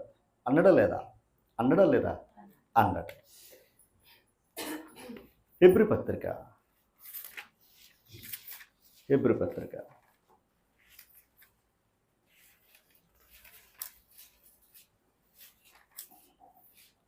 9వ అధ్యాయం 11వ వచనం నుంచి చదువుతాం. అమ్మా సరే, మనసు ఏమో ఇక్కడ పెట్టడు. కొద్దిసేపు భూమి చేసుకున్నాం త్వరగా. చదవంప. అయితే క్రీస్తు రాబోవుచున్న మేలుల విషయమే ప్రధాన యాజకుడుగా వచ్చి, యేసుక్రీస్తు ఎలా వచ్చాడంట? ప్రధాన అంటే దేవుని సన్నిధిలో మన పక్షాన నిలబడే వ్యక్తి ఎవరో? యేసుక్రీస్తు ప్రధాన యాజకుడుగా వచ్చి తానే నిత్యమైన విమోచన సంపాదించి హస్తకృతము కానిది అనగా ఈ సృష్టి సంబంధము కానిదియు మరీ ఘనమైనదియు పరిపూర్ణమైనదియునైన గుడారము ద్వారా. ఒక్కసారి ఇక్కడ గుడారము ద్వారా అన్నాడు. ఏది కాదు, ఈ సృష్టి సంబంధించినది కాదు. ఎందాక ఆ దహన బలి అర్పించే చూస్తారా, అక్కడ పవిత్ర స్థలాల బూడిద ఉంచమన్నాడు కదా. అక్కడ వచ్చేవారు, అక్కడ యాజకులు ఏం చేసేవారు వారి మీద? అదే, అది కేవలం సృష్టి సంబంధమైన గుడారం. అది సృష్టి సంబంధమైన గుడారం. అక్కడ సేవ జరిగేది. అప్పటికి క్రీస్తు ప్రభు ఈ లోకానికి రాల. ఎందుకంటే ఆయన రావచ్చున్న మేలుకి ఛాయిది. ఏది? ఈ ప్రత్యక్ష గుడారం అనేది లేవీలు చేస్తున్న కార్యం అన్నమాట. ఏమ్మా, ఇప్పుడు చూద్దాం. 12 మేకల యొక్కయు కోడెల యొక్కయు. అది ఒకప్పుడు ఏముంది? క్రీస్తు ప్రభు లోకానికి రాకమునిపై ఏముంది? మేకలు కోడెల రక్తం ఇవ్వబడ్డాయి. అవి ఒక్కసారి తల్లి ఒక మాట. ఇది కొందరు ఎలా ఉంటుందంటే, అయ్యేంటండి జంతువులు బలైపోతున్నాయా, జంతువులు బలైపోతే అదేంటండి అని కొంతమంది కూడా ఆలోచించేవారు ఉన్నారు. వాస్తవాన్ని చెప్పాలి అంటే మన కోసం ఎన్నో ఉన్నాయి. ఏవి? మన బ్రతకాలంటే అవి కావాలి. మనం బ్రతకాలి, మనం ఇక్కడ జీవించాలంటే దేవుడు వాటి అన్నిటినీ ఇచ్చాడంతే. ఒక మాట, ఇప్పుడు వృక్షాలు కూడా ఏమై ఉన్నాయి? జీవంతో ఉన్నాయి. వృక్షం కూడా జీవంతో ఉంది. ఓ మాట, ఫలం తింటున్నాం, కోస్తున్నాం, మరి ఆ చెట్టుకాయ ఎందుకు కొయ్యాలి? తినకూడదు కదా, తీసుకోకూడదు కదా, చెట్టునే ఉండాలి కదా. ఆ ఫలం మనకే. అమ్మా, కనుక ఒక విషయం చెప్పాలంటే చివరిగా చెప్తున్నాను, పశువు దగ్గర కూడా తన పిల్లకి మానుకుని మనకు పాలేస్తుంది. మరి అది కూడా మనం తాకూడదే? మరి అలాంటప్పుడు ఇంక పాడేందుకు మనకి? ఆలోచించేయండి. అంటే దాని అర్థం ఏంటంటే దేవుడు పెట్టిన నియమం ఇది. తన బిడ్డకేమో కొంత, కానీ మనకేమో అంత. అవునా లేదా? మరి అబ్బాయి లేదండి అని అన్నాం అనుకోండి, ఇంక మరి ఈరోజు ఆ పశువులకి అంత విలువ ఎందుకు ఇవ్వాలి? అంటే ఒక్క మాటలో చెప్పాలంటే అవన్నీ మన కోసమే, అందులో సందేహం ఏమీ లేదు. అయితే యేసు ప్రభు రాక మునుపు వాటి ద్వారా ఈ కొంచెం అంటే తాత్కాలికమైన ప్రక్రియ జరుగుతూ వచ్చేది. అంటే దాని అర్థం ఏంటంటే ఛాయిలో ఉన్నారు వాళ్ళు. నిజం దగ్గర నడిపించడానికి అది ఒక అంగన్వాడీ స్కూల్ లాంటిది అనమాట. ఓకేనా? స్కూల్లోకి వెళ్ళాలంటే ముందు పిల్లల్ని ఎక్కడ ట్రైన్ చేస్తున్నారో అదనమాట. ఎందుకంటే అక్కడ సెట్ అవుతే స్కూల్లోకి వెళ్ళినా మన ఫీజు కట్టినా మనకి ఏమి ఇబ్బంది ఉండదు. డైరెక్ట్గా అక్కడికి వెళ్తే కదా ఇబ్బంది పడతారు. అందుకే ఆ కార్యాలు పెట్టారు. తర్వాత తన స్వరక్తముతోనే ఒక్కసారే పరిశుద్ధ స్థలములో ప్రవేశించాడు. అంటే యేసు ప్రభు ఏం కార్చాడు? రక్తం కార్చాడు. మనసు పెట్టాలి, ఆ రక్తం కార్చాడు. ఎవరో? యేసు ప్రభు. ఎక్కడ? సిలువ మీద ఆయన రక్తం కార్చాడు. ఎందుకు కార్చాడు? అమ్మా, ఎందుకు కార్చాడు అంటే 22వ వచనం, మరియు ధర్మశాస్త్ర ప్రకారం సమస్త వస్తువులు రక్తము చేత శుద్ధి చేయబడుచున్నవి, రక్తము చిందింపకుండా పాప క్షమాపణ కలగదని సామాన్యంగా చెప్పవచ్చు. అమ్మా, అంటే రక్తం చిందించకుండా ఏం కలగదంట? పాప క్షమాపణ లేదంట. ఇప్పుడు క్రీస్తు రక్తం ఎందుకని? పాప క్షమాపణ కొరకు. దాన్ని గుర్తించేవారు ఉన్నారు, గుర్తించిన వారు కూడా ఉన్నారు. గుర్తించే వారి గురించి గుర్తించిన వారి గురించి మాట్లాడవలసిన పని. ఇప్పుడు ఇందాక దేవుడు ఇశ్రాయేలు వారికి ఏం చెప్పారు? మరి మారు మనసు పొందంటారా, బూడిద చల్లుకోండి అనే విషయం చెప్పాడు. బూడిదని తినమని చెప్పలేదు ఆయన. మరి బూడిద తినేవాడిని వెళ్ళి ఎవరు బూడిద తినద్దా అంటే వాడు తింటూనే ఉంటాడు. ఎంత దారుణం అంటే కాలుస్తున్న శవాల మీద కూడా బూడిద తినేస్తున్నారు. కాలుస్తున్న శవాల మీద కూడా బూడిద తినేవాళ్ళు కూడా ఉన్నారు. వాళ్ళు గొప్పోళ్ళు. పిల్లలేమో చిన్న మట్టి తింటే లాగిపెట్టి కొట్టేస్తున్నాం. కానీ వాళ్ళు మళ్ళీ చెప్పాలంటే అక్కడున్న కాలుస్తున్న, ఓకేనా, కాలుస్తున్న, ఇంకా చెప్పాలంటే ఆ శవాలు కాలుస్తున్న కూడా తింటారంట. ఎంత గొప్పోళ్ళండి. ఏమో అలాంటి ఎబ్బెట్టుగా ఉండవు. కానీ పాయింట్ అర్థం చేయాలి. రక్తం గార్చాడు బాబు క్రీస్తు అంటే, అబ్బే అది ఎవరు నమ్ముతాడండి అంటాడు. కానీ విచిత్రం ఏంటంటే బూడిదలో ఏదో ఉందన్న సంగతి తెలిసేలకే, కానీ ఏ బూడిద తట్టుకోలేదు వెళ్ళలేదు. అమ్మా, ఈరోజు బూడిద ఎందుకు రాసుకుంటున్నారో తెలుసా? బూడిదలో ఏదో శక్తి దేవుడు, కానీ ఆ బూడిద ఎక్కడి నుంచి రావాలి? మనం రాసుకునే బూడిద లేదా మరలా అనుకోకండి, మనం చనిపోయిన తర్వాత మన దేహాల ద్వారా కాల్చే శవాల బూడిద అవి ఎందుకయ్యి? మనం ఎవరో పాపులు, మన శవాలు కలిస్తే మనకు ఎలాగొస్తుందండి పుణ్యం? ఆ బూడిదేం మంచిది కాదు. ఇంకా లోపలికి వెళితే ఏదేదో ఆలోచన చేస్తున్నారు. మరలా ఏమనుకో, ఈ బూడిద మళ్ళా అందులో కలిపితే ఏదో అనుకుంటున్నారు. మరలా ఎందులోని? నీళ్ళ. విచిత్రం ఏంటంటే ఆ బూడిద కలిపితే వాడు అక్కడికి వెళ్ళడు, ఆయన బూడిదయ్యాడు. ఇందాక గొర్రెపిల్ల గురించి చదువుకున్నాం. ఆ గొర్రెపిల్ల ఏమవ్వాలి? బలి అవ్వాలి. లోక పాపమును మోసుకుని పోవు దేవుని బలయ్యాడా లేదా? ఆయన కార్చిన రక్తము ద్వారా, ఆ రక్తము ద్వారా ప్రోక్షించబడితేనే నీకు పరలోకం. అంతేగాని మనం చనిపోయి మనం బూడిదట్టిన నీళ్ళు అందులో ఎత్తే ఏంటి? ఇన్ని పాపాలు చేసేసి అందులో ఎత్తి వెళ్ళిపోతావా? అంటే అక్కడ ఉన్న దేవుడు తెంగరోడు, ఇక్కడ ఉన్నవాడేమో తెలివైనోడునా? అయ్యి బాబోయ్, అమ్మా ఏంటి ఎలా బ్రతికేసినా ఇక్కడ పర్లేదంట, కానీ అక్కడ కలిపేస్తే వెళ్ళిపోతాడంట. అసలు నమ్మశక్యంగా ఉందా అమ్మా? నమ్మశక్యంగా ఉందా? అలాగైతే ఈరోజు ఎంతంత క్రూరులు దుర్మార్గులు ఉన్నారో వాళ్ళ కూడా ఏమనుకుంటారో, చేసినవి చేసేద్దాం, చివరి ఎవరే బాబు మరి ఏమనుకోకరా, నా ఎందులో కలిపారా అంటాడా? శుభ్రంగా చేసేస్తాడా? చచ్చిపోయిన తర్వాత కలిపేస్తాడా? అంటే దేవుని దగ్గరికి వెళ్ళిపోతాడా? అంటే దేవుడు అంటే అంతా అట్లా. నాకు అంతకు విచిత్రం ఏంటంటే, బూడిద తిన్నవాడికి ఏం తెలుస్తుంది? పిల్లోడి మైండ్ అంతా ఈడి మైండ్ అంతే. అసలు ఆ బూడిదలో ఉన్న మర్మం ఏంటో తెలుసుకోవాలి. అది అన్వేషణ, అది దైవాన్వేషణ. అమ్మ ఆయన ఏమన్నాడు? ఒరే నీకు బూడిదకు ప్రతిగా పూదండ వేస్తానన్నాడు. బూడిద రాసుకోవాల్సిన పని లేదు. నా బిడ్డ బూడిదలు ఎప్పుడు తప్పు చేస్తే బూడిదలు తెలితే కొడతాను, కానీ నా బిడ్డ నా దగ్గర ఉంటే ఎలా ఉంటుంది? తప్పిపోయిన కుమారుడు వెంటనే దొల్లుతున్నాడు. అక్కడ తండ్రి దగ్గరికి వస్తే ఏం చేశాడు? కొత్త వస్త్రం వేసి పక్కన కూర్చోబెట్టి భోజనం పెట్టాడు. అది దేవుని దగ్గర ఉండే ఉన్నతం. అది దేవుని దగ్గర ఉంటే ఏదో ఇబ్బందిగా, నీరసంగా, బెంగగా ఏడవలసిన పని ఏమి లేదండి. దేవునికి దూరం అయితే ఏడాలి, అంతేనే కదంటారా? దేవునికి దూరం అయితే ఏడాలి. దేవుడు మనతో ఉన్నప్పుడు మనం ఏడవలసిన పని ఏంటి? అదిగో ప్రభునందు ఆనందించండి. మరలా చెప్పుచున్నాను, ఆనందించండి. ఎందుకు ఆనందించమన్నాడు? మీ సహనము సకల జనులకు తెలియాలి అన్నాడు ఆయన. సహనం ఎప్పుడు వస్తుంది? శ్రమలు వచ్చినప్పుడు సహనం తెలుస్తుంది. నీకు ఎన్ని శ్రమలు వచ్చినా నీ సహనం చూపించావే, ఆ సహనంలో కూడా నువ్వు ఆనందించరా అన్నాడు ఆయన. ఇంకెందుకు ఎడుతూ? ఇంకా లోపలికి చెప్పమంటారా? పెండ్లి కుమారుడు ఉన్న ఇల్లు ఎలాగుంటుంది అన్నాడు ఆయన. మరి ఇప్పుడు యేసుక్రీస్తు ఎవరు? తన భార్య ఎవరు? వధువేనా? ఇప్పుడు సంఘం ఎలాగుండాలి? అంతేనండి, సంఘం ఎలాగుండాలి? ఒక్కసారి మీకు మరలా ఆ మాట చూపించి ఈ విషయాన్ని జ్ఞాపకం చేస్తారు. ప్రకటన గ్రంథం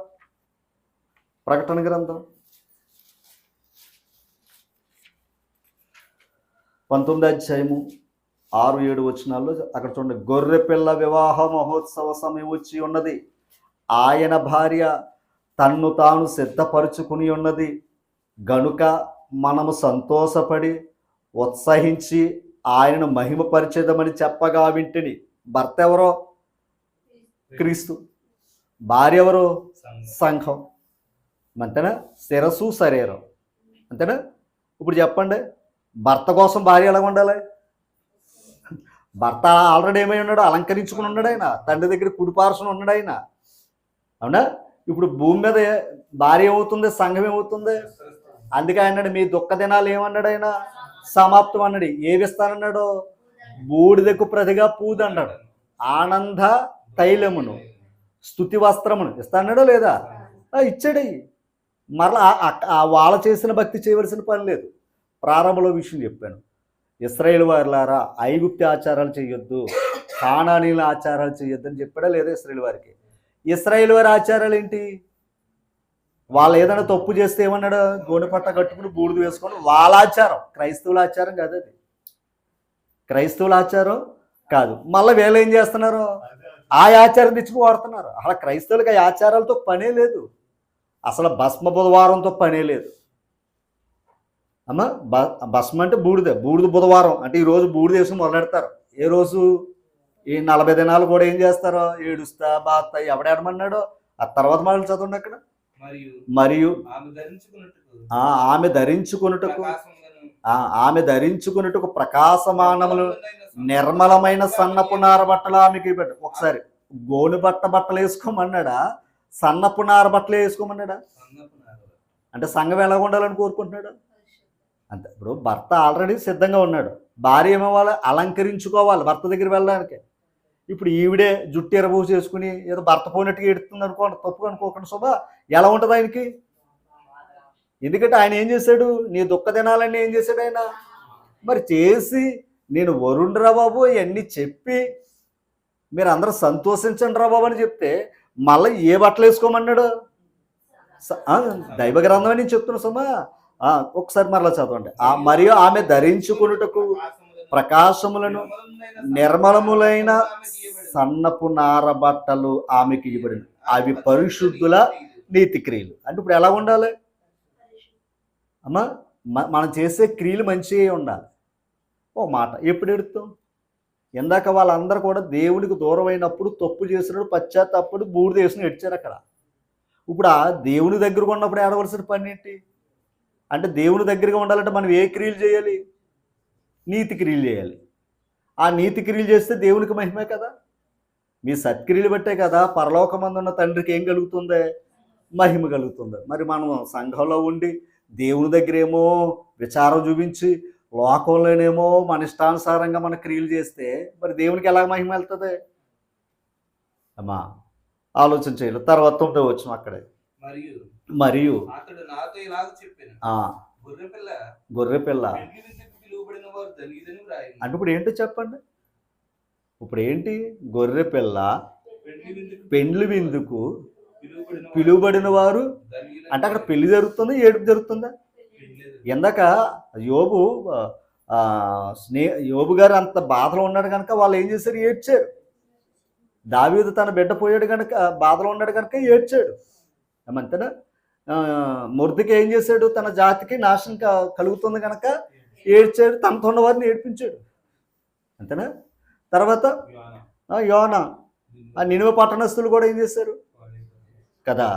ఇవన్నీ చూడండి. ఇవన్నీ కూడా వాళ్ళు ఎందుకయ్యా అంటే దైవ చిత్తానుసారమైన దుఃఖము వారికి రక్షణ. ఇంతకీ దేవుడు ఎందుకు ఏడమన్నాడంటే దైవ చిత్తానుసారం, దైవం చెప్పినట్టుగా ఏడిస్తే దాని అర్థం ఏంటి? ఇప్పుడైనా బాధపడితే మనకేముందని? రక్షణ ఉందని. అంతేకాని రక్షణలో ఉండి ప్రభుతో ఉండి ప్రభునందు ఆనందించమన్నప్పుడు మీ దుఃఖ దినాలన్నీ తీసేస్తానన్నాడు. నీకు బూడిదకు ప్రతిగా పూదండనిస్తాను, నేను ఇంత గౌరవంగా ఉంచుతానని ఆయన చెప్పినప్పుడు మరలా ఎలాగ ఎడితే ఇంకేమనాలండి అమ్మా? తప్పు అదే అందామనుకుంటున్నాను కానీ వెళ్తే బాగోదని అనుకుంటున్నాను. అంటే పాయింట్కి, పెళ్లి రోజు నాడు భర్త భార్య దగ్గర ఎలా ఉండాలి? ఏమనుకోకండి, ఎవరో పోయినట్టుంటే ఏమనిపిస్తుంది అంటే ఒక్క మాట ఒక రోజు గురించి చెప్తున్నా శోభ. అలాగే సంఘం ప్రభుత్వం ఏమవుతుంది అంతే కదా. అందుకే ఎల్లప్పుడు అనే పదం గురించే. అక్కడ సంవత్సరానికి ఒకసారి ఏదో సంతోషం ఒక రోజు ఉందని, ఇక్కడ ప్రభునందు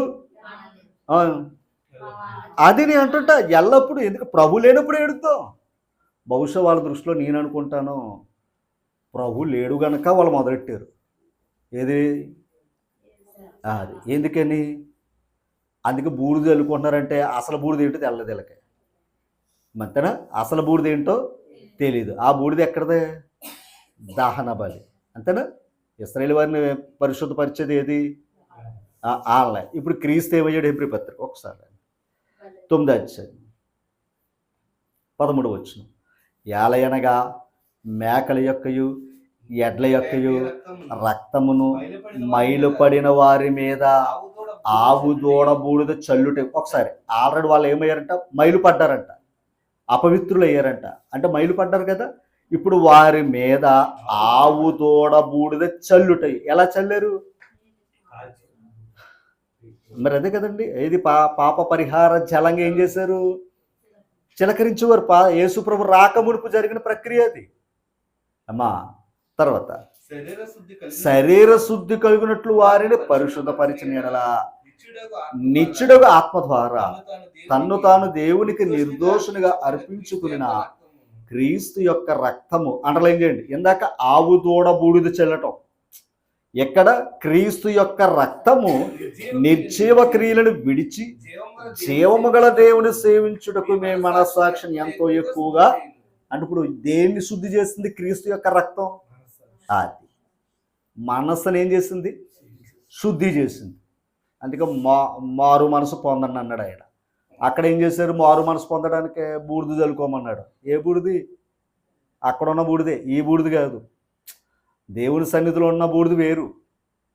వాళ్ళతో మొత్తం ప్రజలు అక్కడ ఉన్న రాజు వాళ్ళందరూ ఏ బూడిద వేసుకోరాడు? అక్కడ ఉన్న బూడిదే, రోడ్డు మీద ఉన్న బూడిద వేసుకుని ఏడ్చిపోరు వాళ్ళు. ఎందుకంటే ఆ దేశం వారు చేసిన అపవిత్రతకి దాది.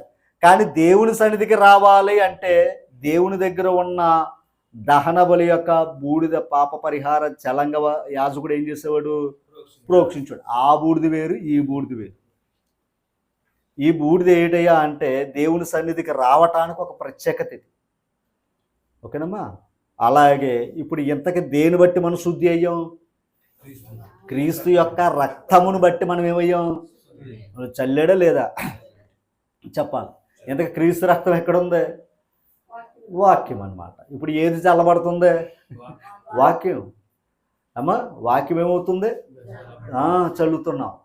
ఇప్పుడు చల్లబడుతుంది. రెండవది ఇందాక మాట చదవన్నాడు. ఏది? మీ అపవిత్రత నేను పోగొట్టున్నట్లు మీ మీద శుద్ధ చలమును చల్లుదు. శుద్ధి ఒక మాట. యవనులు దేని చేత తమ నడతను శుద్ధిపరుచుకుందురు అన్నాడా? నీ వాక్యము చేతనే. అంటే వాక్యాన్ని బట్టి ఏం చేస్తున్నాడు ఆయన? శుద్ధిపరుస్తున్నాడు. ఇప్పుడు ఏది చల్లుతున్నాడు ఆయన? వాక్యం చల్లుతాడు. ఇప్పుడు వాక్యం చల్లినప్పుడు వాక్యం వినేవాడు మొదటగా దేవుడిచ్చిన అవకాశం ఏంటయ్యా అంటే నూతన హృదయము, నూతన స్వభావం. అమ్మా అన్నడా లేదా? ఇప్పుడు హృదయం ఏమవుతుంది? మారుతుంది. స్వభావం ఏమవుతుంది? మారుతుంది. తర్వాత బాప్తిసం పొందుతున్నాడు. అవునా కదంటారా? బాప్తిసం పొందుతున్నాడు. ప్రభుకు చోటు ఇచ్చాడా లేదా? ఇచ్చాడా లేదా? ఒకసారి ఇచ్చాడా లేదా ఒక్క మాట చెప్తాను. రోమపత్రిక 10వ అధ్యాయము ఒక్క మాట చూసి మనం ముందు చేసుకుంటాం. రోమపత్రిక 10వ అధ్యాయము 8వ వచనం. అదేమని చెప్పుచున్నది? వాక్యము. అంటే వాక్యం ఇప్పుడు ఎక్కడ ఉంది? అంటే దేవుని దగ్గర ఉందా? దేవుని దగ్గర ఉన్న వాక్యం ఈరోజు ఎక్కడికి వచ్చింది? మన దగ్గరకు వచ్చింది. ఎలా వచ్చింది? ఆయన నిలమన్నాడు, వాక్యాన్ని పట్టుకుని నిలమన్నాడు. శిష్యుల కట్ట వచ్చిందా లేదా? వాక్యము నీ యొద్దను. అదిగో ఇప్పుడు ఆ వాక్యాన్ని ఏం పలుకుతున్నావు? నీ నోటిలో, నీ నోటను, నీ హృదయంలో ఉంది. అంటే ఇప్పుడు వాక్యం ఎక్కడికి వెళ్ళిపోయింది? నోట్లో ఉంది, హృదయంలో ఉంది. అంటే పలుకుతున్నాము, హృదయాల్లో కూడా వాక్యానికి ఏం చేస్తాం? చోటిచ్చు. అది మేము ప్రకటించు. అదన్నమాట. అది మేము ప్రకటించు. చూడండి, అదేమనగా యేసు ప్రభువుని నీ నోటితో ఒప్పుకుని దేవుడు మృతులలో నుండి ఆయన లేపిన నీ హృదయమందు విశ్వసించిన ఎడల నువ్వు రక్షించబడతావు. అంటే ప్రభుని హృదయాలు విశ్వసిస్తే నీకు ఏమొస్తుంది? రక్షణ. ఆ రక్షణకి ఏమన్నాడు? ఆ రక్షణకి ఎక్కడ? నీళ్ళలోకి వెళ్ళమన్నాడు. ఆ రక్షణకి ఎక్కడ? నీళ్ళలోకి వెళ్ళమన్నాడు. ఎందుకంటే పాప పరిహార జలం అన్నాడా? ఇప్పుడు జలాన్ని ప్రోక్షించమంటలా. మనం నేలలోకి వెళ్ళి మన పాపాలు సమాధి చేసుకోవాలి. అందుకు నమ్మి బాప్తిసం పొందినవాడు అదనమాట. ఇప్పుడు జల్లుకోవడం కాదు. కానీ కొందరు క్రైస్తవులు కూడా ఏం చేస్తున్నారు? చల్లుతున్నారు. ఎందుకంటే వాక్యాన్ని సరిగ్గా అవగాహన చేసుకోక. ఆనాడు ఇశ్రాయేలు వారి అయితే చల్లటం అనేది ఉంది. అప్పటికి ఇంకా బాప్తిసం అనేది అమల్లోనికి లేదు కనుక చల్లటం అనేది ఉంది అక్కడ. ఓకేనా? ఇప్పుడు ఏమన్నాడు? సర్వలోకానికి వెళ్ళి సర్వ సృష్టికి సువార్తను ప్రకటించి నమ్మి బాప్తిసం పొందినవాడు అని చెప్పాడు ఆయన. ఇప్పుడు అంటే సర్వలోకానికి ఇప్పుడు ఏది అవసరం? అది ఇశ్రాయేలు వారి కనుక పాప పరిహార జల ప్రోక్షం అవసరం. కానీ ఇప్పుడు ప్రపంచంలో ఉన్న ప్రతి వారికి బాప్తిసం అవసరం. ఇప్పుడు ఆ బాప్తిసమే ఓకేనండి. ఆయన రక్తం ద్వారా మన మనస్సాక్షిని ఏం చేశాడు? ఆయన శుద్ధి చేశాడు. మన పాపాలనైనా ప్రాయశ్చిత్తం చేశాడు. అమ్మ ఒక్కసారి మాట చదువుతాం. అదేమనగా యేసు ప్రభు అని నీ నోటితో ఒప్పుకుని దేవుడు అది నువ్వేం కాదు మతము లేదా వాళ్ళన్నారు ఇలా యేసు ప్రభు తిరిగి లేచాడా లేదా? అదే నమ్మంతే. అది ఒక్కటే నమ్ము. తిరిగి లేచాడంటే దాని అర్థం ఏంటి? అది నమ్మేమంటే దాని అర్థం ఏంటి? ఆయనలో జీవం ఉందని అర్థం. ఆయన తిరిగి లేచాడు అంటే ఆయనలో జీవం ఉందని అర్థం. జీవం ఉన్నప్పుడు నిన్ను బ్రతికించేవాడు తప్ప నిన్ను నాశనం చేసేవాడు కాదు. ఆయన వచ్చింది ఎందుకు? నిన్ను బ్రతికించడానికి వచ్చాడు. అమ్మ మన అపరాధముల చేత పాపముల చేత చచ్చిన వారమై ఉన్నాం, కానీ క్రీస్తు ప్రభు ఈ లోకానికి వచ్చి మనకి జీవాన్ని ఇవ్వటానికి వచ్చాడు, అందుకే జీవాధిపతి. ఓకేనా? అంతేగాని యేసు ప్రభు నాకు అది ఇచ్చాడు, యేసు ప్రభు ఇది ఇచ్చాడు, నేను అక్కడికి ఉన్నాను, ఎక్కడికి వెళ్ళాను, ఇది వచ్చింది అది వచ్చింది, అందుకు నమ్మలేదు ఆయన యేసు ప్రభుని. ఆయన నీ హృదయంలో దేవుడు ఆయన మృతులలో నుండి తిరిగి లేచినని నమ్ము, అది ఒక్కటే నమ్మితే చాలంట. అంతేగాని ఈ అన్ని కారణాలు 7 వారాలు వెళ్ళాను తప్పు అనుకోకండి, లేదా అక్కడికి వెళ్ళాక ఇవి వచ్చినాయి, ఎక్కడికి వెళ్ళాక ఇలా ఉన్నాను, ఇవన్నీ ఆ వాక్యానుసారమైనవి కాదు. ఓకేనా? వాక్యం విన్న తర్వాత ప్రభుని విశ్వసిస్తే ఏం కలుగుతుంది? అందుకే నీళ్ళలోకి వెళ్ళామా లేదా? వెళ్ళాం. ఇప్పుడు నీళ్ళలోకి వెళ్తే ఆయన రక్తం ఏది? అమ్మా, నీళ్ళలోకి వెళ్తే ఆయన రక్తం ఏది? మనం బాప్తిసం తీసుకోవడానికి ఎక్కడికి వెళ్తున్నాం? నీళ్ళకి. మరి ఆయన రక్తం కదా పాపక్షమాపణ, మరి అక్కడ రక్తం ఏది? చెప్తానండి. ఎప్పుడైతే నీ హృదయంలో ఆయన వాక్యానికి ఇచ్చావా? వాక్యం ఎక్కడ ఉంది ఇప్పుడు? నా రక్తము వలనైనా క్రొత్త నిబంధనే బాప్తిసం పొందమంది. ఎప్పుడైతే నువ్వు హృదయంలో వాక్యాన్ని ఎట్టుకుని నీళ్ళలోకి వెళ్ళావో, నీళ్ళలో ఏం కలుపుకున్నావు? ఆయన వాక్యాన్ని కలిపావు. వాక్యం ఎక్కడైనా కలిపింది అనుకో, నేలనే ద్రాక్షారసంగా చేసిన శక్తి ఆయనకి. నేలనే ద్రాక్షారసంగా చేసిన శక్తిమంతుడు. ఇప్పుడు నేలలోకి వెళ్ళమన్నాడు, ఎందుకంటే నువ్వు శుద్ధుడు అవ్వాలి కనుక, నువ్వు మరలా జన్మించాలి కనుక. ఇంకొక మాట, రక్తంలోకి వెళ్ళమంటే వెళ్ళగలవా? అది. కానీ మనల్ని నేలలోకి పంపాడు, వాక్యాన్ని మన హృదయాల్లో ఒప్పుకున్నాం, అంతేనా? వాక్యం ఎక్కడ ఉంటే కదా నీళ్ళలోకి వెళ్ళాం. వాక్యం ఎక్కడ లేకుండా లోపలికి వెళ్ళే అవకాశం ఉందా? లేదు. నీళ్ళలోకి వెళ్ళాం, కానీ వాక్యాన్ని ఎక్కడ పెట్టుకున్నాం? హృదయాల్లో పెట్టుకున్నాం. ఇప్పుడు వాక్యం హృదయం ఉంది కదా, ఆ వాక్యమే నా రక్తం. ఇప్పుడు ఆ రక్తంతో లోపలికి వెళ్ళాం, మనం ఏమయ్యాం? మన మనస్సాక్షిని ఏం చేయడైనా శుద్ధి చేశాడా లేదా? కానీ లోకానికి అయితే ఆయన రక్తవేదిరా అన్నాడు. ఆయన విశ్వసించినోడే ఆయన రక్తం. ఏమా, ఆయన విశ్వసించినోడే ఆయన రక్తాన్ని నమ్మాడు, ఆ రక్తంలో పాలిభాగస్తుడే ఉన్నాడు. ఇప్పుడు ఆ రక్తం ప్రోక్షించబడ్డదా లేదా? చెప్పాలి. ఇందాక చెప్పాను, బూడిద నీళ్ళు ఏమైనా చిలకరించబడ్డ, అయిగో నీళ్ళు, అంతేనా? ఇప్పుడు ఆయన మన కోసం అయిపోయాడు, దేవుని గొర్రెపిల్ల బలైపోయాడే లేదా? అయిపోయాడు. ఇప్పుడు బూడిద గురించి లేదు మనకి, ఆయన రక్తం కావాలి ఇప్పుడు మనకి. ఏమంతేనా? మరలో మాట్లాడుకోకండి, దీని గురించి కూడా కొంచెం వివరణలోకి వెళ్తాం. ఒకవేళ యేసుక్రీస్తు నిజంగా ఆయన ఒక శరీరం దహన బలి అయిపోయి ఆ బూడిదే ఉంది అనుకుందాం, ఎందుకంటే దహన బలి గురించి ఇందాక మనం చదువుకున్నాం కదా. అమ్మా, పెయిన్ ఏం చేసేవారు? కాల్చేవారు. కాల్చి ఏం చేసేవారు? బూడిదని ఏం చేసేవారు? పోగు చేసేవారు. వచ్చేవారి మీద ఏం చేసేవారు? సరే, యేసు ప్రభువే గాన అలాంటి బలిపీఠం మీదే దహన బలి అయిపోయాడు ఆయనకి సేమ్. ఇప్పుడు ఆ బూడిదని ఏం చేశారు వీళ్ళు? చెప్పాలి. పోగు చేశారు. పోగు చేస్తే ఆ బూడిది ఎంతవరకు వస్తుందా అంటున్నాను నేను. ఆ బూడిది ఎక్కడి వరకు వస్తుందా అంటున్నాను నేనండి. రాదు కదా. అదే, ఎందుకంటే వాళ్ళ తీసేసుకుంటారు, మనకెవరు అక్కడ అవునంటారు కదంట. మహానుభావుడు దైవజ్ఞానం చూడండి, అది బూడిదిగా ఉంటే మన దగ్గర రాదని బూడిదిగా కాకుండా శిలువ మీదకి ఎక్కించాడు ఆయన. ఎవరో అదనమాట. అవునంటారు కదంటారా. శిలువ మీదకి ఎక్కించి ఆయన రక్తం కాచి, ఆయన రక్తం సర్వలోకానికి ఏమివ్వాలి? ఇంతకా రక్తం ఏదన్నాడు? వాక్యమే అన్నాడు. వాక్యాన్ని ప్రపంచానికి అందించవచ్చట, కానీ బూడిదని అందరికి పంపించలేవంట. ఏమో అవునంటారు కదంట. మనోళ్ళు ఏమనుకోకండి, ఈరోజు క్రైస్తవులు భస్మ బుధవారం అన్నారు సంవత్సరం ఒకసారి, మరి ప్రతిరోజు బూడిదేది? లేదు కదా. చెప్పాలి, లేదు కదండి. కానీ వాక్యం అది అంతేనా? వాక్యం దేవారాతులు ఏం చేయొచ్చు? ఇప్పుడు బూడిద గొప్పదా, వాక్యం గొప్పదా? అందుకే ఆది యందు వాక్యం ఉంది కానీ బూడిద లేదు, బూడిద లోకానికి. అవునంటారు కదంటారు. కానీ మహానుభావుడు ఆ బూడిద తీసేసి పూదండ ఇవ్వడానికి ఆయన సిద్ధపడితే మనోళ్ళు ఆ పూదండ ఎక్కడుందో తెలియక, ఇంతకు ఆ పూదండ ఎవరు వేసుకుంటారు? పెండ్లి కుమార్తె ధరించుకుంటుంది, అంతేనా? కానీ ఆ పెండ్లి కుమార్తె ప్రభు సంఘం ఏంటో తెలియక మనుషులు పెట్టిన సంఘాల్లో వారు ఉండి ఆ బూడిదలు ఏవైతే వేసుకోవాలో మనం కూడా ఏమనుకుంటున్నారు వాళ్ళు. అందుకే చేయరాని కార్యాలు చేస్తూ దేవుని నామాన్ని అవమానపరుస్తున్నారు. ఓకేనా? కనుక ఇప్పుడు మనం బూడిదతో పనేమి అందుకో ప్రభునందు ఆనందించండి మరలా చెప్పుచున్నాను అంతే. ఎందుకంటే ఆయన ఇచ్చిన భాగ్యం ఇది అమ్మా. ఒకవేళ ప్రభులో లేమా బాధపడతాం, కానీ వాస్తవం తెలియని చాలామంది ఉన్నారు. ఓకేనా? భస్మ బుధవారం బైబిల్ అయితే లేదు.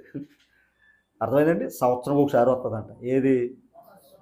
ఇప్పుడు ఒక విషయాలు, ఇశ్రాయేలు వారు కానాను దేశం ఆచారాలు, ఐగుప్తు దేశం ఆచారాలు ఆచరిస్తేనే ఊరుకోలేదు ఆయన. మరి అలాంటప్పుడు క్రైస్తవులు మరలా యూదుల ఆచారం ఆచరిస్తే ఊరుకోడు ఆయన. ఎందుకంటే ఇప్పుడు ఇది ఆచారం కాదు సుమా, ఆలోచన. ఏమంటారా? ఆలోచన కాదంటారా? ఆలోచన. కనుక ఈ సంగతి తెలియని కొంతమంది ఏం చేస్తున్నారంటే బాప్తిస్మం ఇవ్వటం, నీళ్ళలోకి వెళ్ళి యేసు ప్రభంతటి వాడు నీళ్ళలోకి వెళ్ళి బాప్తిస్మం పొందాడా లేదా చిలకరించుకున్నాడా? మరి ఆయన అంత సాదృశ్యంగా ఇస్తే కొంతమంది మహా తెలివైన వాళ్ళు ఏమనుకున్నారంటే బాప్తిస్మం ఇవ్వటం కాదు, చిలకరిస్తే సరిపోద్దని ఏం చేస్తున్నారు కొంతమంది. మరి అది ఎంతవరకు వారిని అనుసరించే వారికి విడిచిపెట్టి ఈయన మాటలు ముగిస్తూ ఉన్నారు. కనుక భస్మ బుధవారం ఆచరించవలసిన పనేమీ లేదు, వాక్యాన్ని అనుసరిస్తే చాలు. మరొకసారి అందరికీ కూడా ప్రభునామన వందనాలు. Thank you.